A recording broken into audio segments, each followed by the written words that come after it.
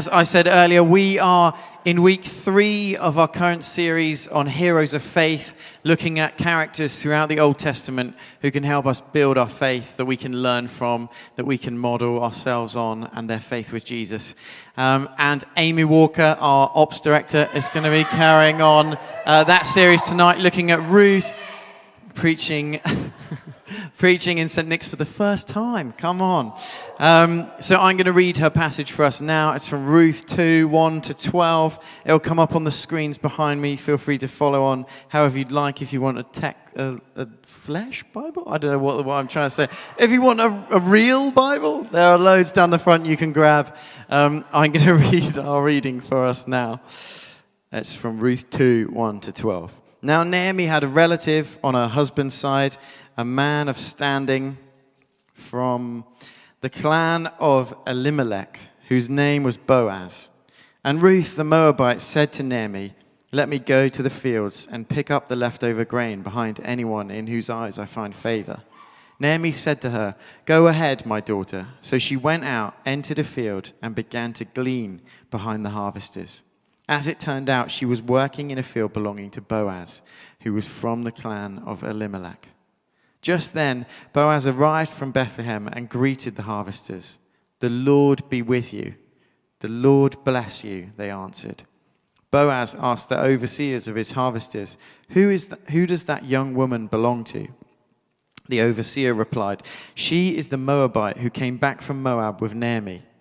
She said, "Please let me glean and gather among the sheaves behind the harvesters." She came into the field and has remained here from morning till now, except for a short rest in the shelter. So Boaz said to Ruth, "My daughter, listen to me. Don't go and glean in another field, and don't go away from here. Stay here with the women who work for me. Watch the field where the men are harvesting, and follow along after the women. I have told the men not to lay a hand on you. And whenever you are thirsty, go and drink from the water jars that the men are filled." At this, she bowed down with her face to the ground. She asked him, "Why have I found such favor in your eyes that you notice me, a foreigner?" Boaz replied, "I've been told all about what you have done for your mother-in-law since the death of your husband, how you left your father and mother and your homeland and came to live with a people you did not know before. May the Lord repay you for what you have done. May you be richly rewarded by the Lord, the God of Israel, under whose wings you have come to take refuge." Guys, please welcome Amy.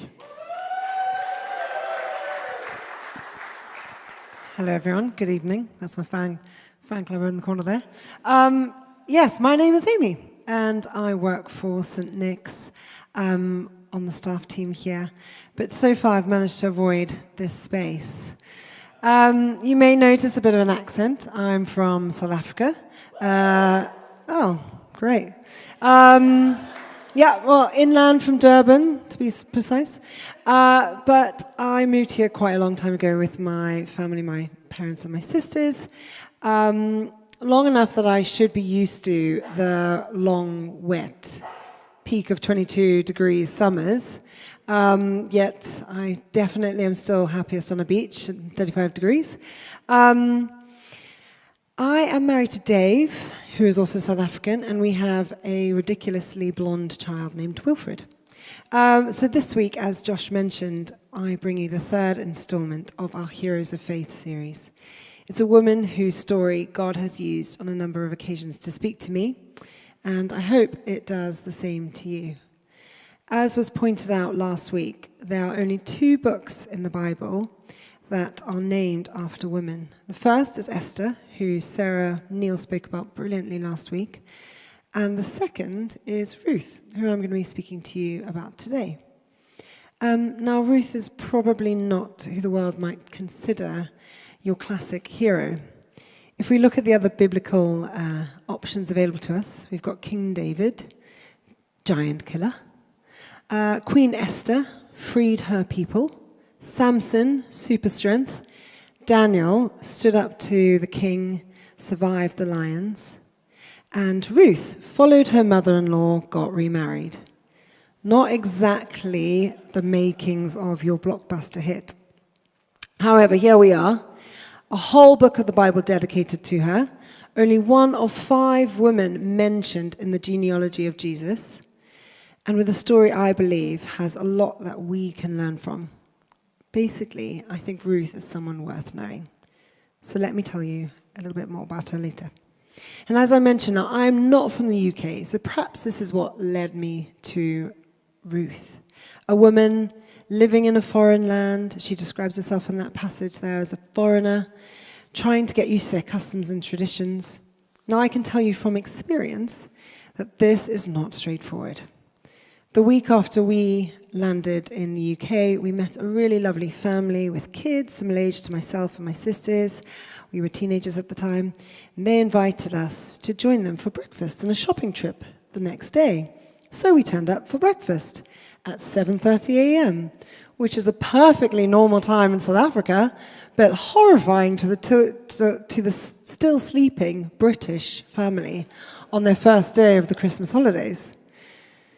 So let me tell you about Ruth. Ruth was a Moabite married into a family from Bethlehem in Judah, and they had moved to Moab because of famine.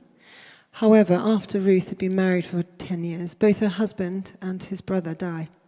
Ruth is left a widow with her mother-in-law Naomi, already a widow, and her sister Orpah, another Moabite woman. Now, when Naomi hears that the famine in Bethlehem has ended, she decides to move back, recognizing how tough it would be for her daughters-in-law. As widows in a foreign land, she encourages Orpah and Ruth to return to their families in Moab. At this point, Ruth is given 2 options. She has the option of going home to her family, a place known to her and familiar, where she'd be free to find a husband, or to stay with Naomi and move as an unmarried, impoverished woman to a city unknown to her. Orpah chooses the first option, but Ruth insists on staying with Naomi, committing wholeheartedly with these words: "Where you go, I will go. Where you stay, I will stay. Your people will be my people, and your God, my God." The 2 women then arrive in Bethlehem at the time of the harvest. This allows Ruth to go out and gather the leftover grains from the field. This was called gleaning. It was basically the act of collecting the leftover crops from farmers' fields after they'd been harvested. Landowners were required by law, as written in Leviticus, to leave the offcuts of the poor and marginalized to collect. Now, this in turn leads to her meeting Boaz, a wealthy landowner who also happens to be a relative of Naomi. Boaz shows her kindness and generosity, providing her with protection and ample grain to survive. It is at this point that Naomi recognizes that Boaz was more than just a distant relative. Boaz is the kinsman redeemer. So let's delve back into Leviticus for this one. A kinsman redeemer was a relative who, by law, had to support those related who were widowed or impoverished. So Naomi sees a way out of this situation, as it would mean Boaz could marry Ruth, buy their land, and continue the family lineage. So as the harvest season is drawing to a close, Naomi instructs Ruth to get all dressed up, and these are the words in the Bible. She says, "Take a bath, put on perfume, and get dressed in your nicest clothes," which I think is very sound advice from a mother-in-law. She's then told to approach Boaz at the threshing floor where he's sleeping and lie at his feet. Now, this would have been a daring act of faith for a woman in her position, which could have gone horribly wrong. Thankfully, Boaz is a good guy, and he acknowledges Ruth's honor and virtue and agrees to act as the kinsman redeemer. He marries Ruth, they have a son named Obed, and this son eventually becomes the grandfather of King David and is given a name check in the lineage of Jesus. We see this in Matthew at the very beginning. And it says, "This is the genealogy of Jesus, the Messiah, the son of David, the son of Abraham." And then a whole load of names that I'm not going to read out, don't worry. But then it comes to verse 5 or 6. Boaz, the father of Obed, whose mother was Ruth. Obed, the father of Jesse, and Jesse, the father of King David. I mean, pretty impressive. So there it is, the life of Ruth in a nutshell. So now we have a bit of an idea of her story. I wanted us to consider 3 aspects that define her remarkable character and, I think, can help shape ours. So firstly, Ruth does the right thing. Now, we live in a world that can feel driven by self-interest and convenience, where often what is considered the right decision is one that puts us first. What will benefit me? We're also surrounded by the option to sit on the fence, to live in the grey zone of never quite committing to one thing. As a society, we love to keep our options open. Now, I'm pretty old, so I still remember when Facebook first introduced the option of a maybe response to events. Does anyone else remember this? Prior to this, you could only give a definite yes or no. I mean, the horror. The maybe was a game changer. I don't think I said yes to one thing for years. Sometimes making any decision, let alone the right one, can feel really crippling, leading to no action at all, or just sitting in that grey zone. So I do recognize that it is very well me saying, do the right thing. How can we know if it's the right thing? I mean, doesn't everyone want to do the right thing? Now, I have a 1.5-year-old called Wilf, as I've already mentioned. And prior to Wilf, I had very little interaction with babies or young children. I think there was an element of me that thought that they just arrived as blank canvases, ready to be molded into whatever human being I wanted to create them into. Well, this is not the case. These little people come with personality. They come with a lot of sass, stubbornness. And Wilf also seems to know when something is right or wrong. Dangerous, safe, right, wrong, without any instruction from me or my husband, Dave. And based on this case study one, but I have come to the conclusion that we are born with an inherent desire to do the right thing. And I think what it comes down to is our character. And what we see in Ruth's character is that of integrity, selflessness, and loyalty, all of which play a part in her decision to follow Naomi. And I always wonder at this point in the story what I would have done. Would I have been a Ruth, or would I have been an Orpah? Now, we aren't told that Orpah's decision to stay in Moab and go home to her family was the wrong one.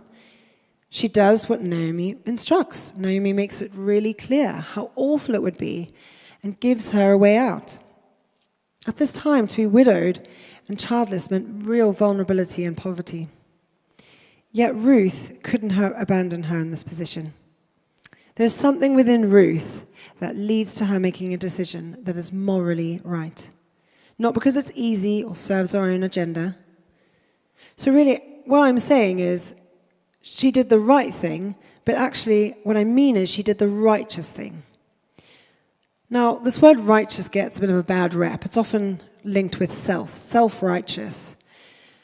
But I find it a really helpful word for me, and it's a helpful way of thinking of things. So being righteous literally means to be right, especially in a moral way.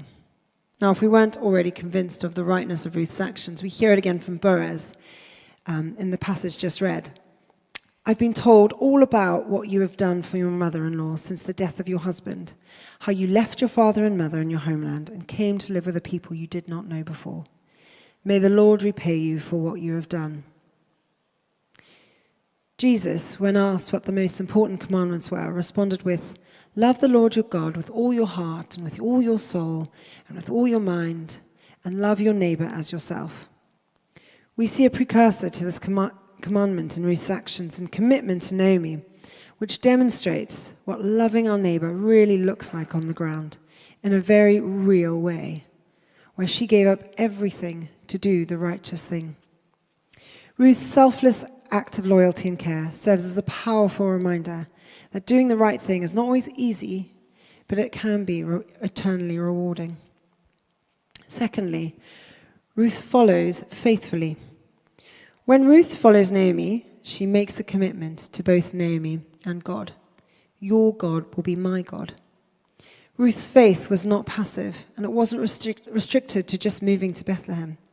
She continues to follow Naomi faithfully beyond this initial decision. She remained steadfast in her dedication to provide for herself and Naomi as she gleaned in the fields of Boaz. It was an act of trust in God's guidance and provision. Her courage to approach Boaz and ask for his protection and care not only showcases her boldness, but also her deep faith that God would work through the circumstances of her life. Now, as someone whose family might describe me as independent and stubborn to a fault, this level of compliance and faithfulness definitely doesn't come easily to me. So I'm always a little in awe of those that demonstrate these gifts. Now, at the beginning of 2017, Toby, the leader of this church, approached me with an offer to help set up St. Nick's. We were in London, and at that same time, I was offered another very exciting role. What's the saying? You wait for one bus and two come at once. Well, you can see, obviously, I said yes to Bristol. However, that was only after I had organised 2 prayer meetings in my own honour, sweated over the Bible, trying to find any word that might send me in one direction or the other, sat next to anyone. I used to go to church and sit next to anyone who was particularly prophetic in the hope that they might receive a word from me in the service. Anything along the lines of, I see you moving to a city with a big bridge, or even better, don't go to Asia, go to Bristol. Anyone else do this kind of thing? Hopefully not just me. Before we take that leap of faith and say yes or no, we'd quite like that booming voice from God. Confirmation from all our friends that, well done, you've made the right decision. This is the best option. So it becomes slightly less of a leap and more a carefully planned step in the right direction. And everyone around you agrees that you're doing the right thing. Yet, in Hebrews 11, we're told that faith is confidence in what we hope for and assurance about what we do not see. Faith is not based on reasoning. It's a leap into the abyss, trusting that God will be there to catch us. Now, eventually I got the picture that I needed to step out in faith, make a decision I believed to be right, and have faith that God would be there with me. And this was really hammered home when I did receive a word from someone after all those times sitting next to them, going forward for prayer. And the word was, follow your heart and God will honour that. I mean, not quite the booming voice saying go to Bristol, but it was enough that kind of prompted me in the right direction. It only took me 8 months, though. So the next time we approached someone about joining the plant, we made sure that we gave them a time frame to respond within, learning from myself. Like Ruth, at some point we have to step out in faith. Not because it's the most logical, the end result will be the best, it will benefit me, but because we believe that it's where God might be calling us. And the third aspect we see in Ruth is that she embraces the moment. Now, we heard in that passage that Josh read for us that after arriving in Bethlehem, Ruth makes a decision to glean in a particular field. And as it turned out, it just so happened to be Boaz's field. The very Boaz who was related to Naomi's deceased husband and could potentially save the family. Well, what a coincidence. Ruth doesn't know that this is Boaz's field. She doesn't know that her decision to glean on what was, we have to assume, a random field, would lead to her marriage, children, and a pretty big role in the lineage of King David, and ultimately the Messiah. When she sets out that day, she was clueless to the trajectory her life might take. Now, as I've got older, I've had more years to reflect on, more life to sift through, to identify these just so happened as it turned out moments, random occurrences that seem too convenient where two worlds collide. It just so happened that I found myself helping at a random charity event many years ago, where I met a man who had just so happened to have gone on a date with my sister's best friend, and as it turned out, had grown up in a similar place in South Africa, which led to a sharing of details and a beginning of an acquaintance.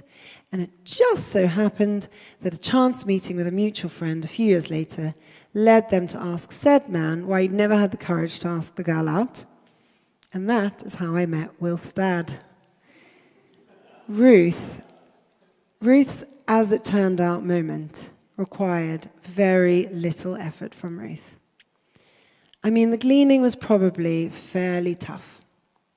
But the decision to glean in that particular field was probably a few minutes. But God was in it. And we see from the beginning of her story, God was working.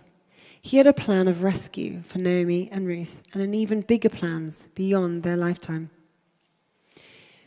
And when I was on holiday, my family went to Egypt. This was probably about 10 years BG, before Google. So we hired a guide. You know, you couldn't look up things, so you hired someone to take us around the city and tell us a bit more about Cairo. And one of the places they took us, along with their cousins' jewelers and their uncles' perfumery, was a carpet factory. And we got to see the process behind a carpet, much like the one I'm standing on right now. And I don't know if you've ever seen how it's done, but it is seriously impressive. There's actually a picture there. As an onlooker, it's actually really hard to see what picture that they're building up. They're just weaving at quite a lot of speed, threads, just one piece of thread at a time. Just keep going. And as they move, you start to see some more of the picture. The pattern starts to form, and you start to see links between it. And it takes some time, but slowly the picture builds.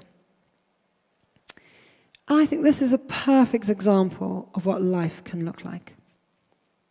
It's a tapestry. It's a Persian carpet being woven slowly. Our life is made up of big and small decisions, leaps of faith, God-ordained moments, and the people we choose to surround ourselves with. For us, we may feel blind to what the picture looks like when God hears our name. But when God hears our name, He sees the whole picture. He knows our beginning, our middle, and the end. Now, you might feel like one of those women. You might feel like there's nothing in front of you. You can't see where it's going. But actually, God has a plan. What may seem like coincidences are, in fact, divinely orchestrated moments. Those unexplained moments where things collide in just a way that it must be God. We don't always see them immediately. Sometimes they only become clear years later, the power of hindsight. Some never will. How can we learn from Ruth and not miss a moment? Embracing these just-so-happened moments required a heart attuned to God's voice and a willingness to surrender our own plans, especially when we know that these moments aren't always clear to us at the time. Ruth's openness to follow God's lead led to blessings beyond her imagination. Where could God be leading you? Can I encourage you to say yes? Follow who God calls you to. Embrace the random, and if something feels like what society calls a coincidence, lean in. What is God doing in that moment? So in the character of Ruth, we find an example of righteousness, faithfulness, and an unwavering trust in God's providence. She does the right thing, she follows faithfully, and she embraces the moment despite being in a hopeless situation. And we see God at work throughout her story, as we saw in the story of Gideon when Toby spoke to us a few weeks ago, and the story of Esther last week, as we see throughout the whole Testament. And this God of the Old Testament is the same in the New Testament, and he's the same today.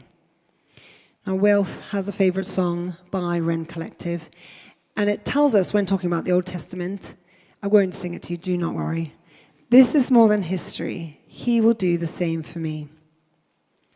Just as Boaz steps in as kinsman redeemer and offers salvation to Ruth and Naomi, we see this on an exponentially bigger scale in the person of Jesus.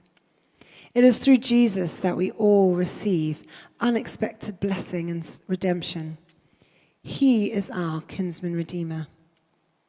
It is in him that we can place our trust. No matter the circumstances, no matter our background, we can come to him. We can lay it at his feet, and we can receive salvation.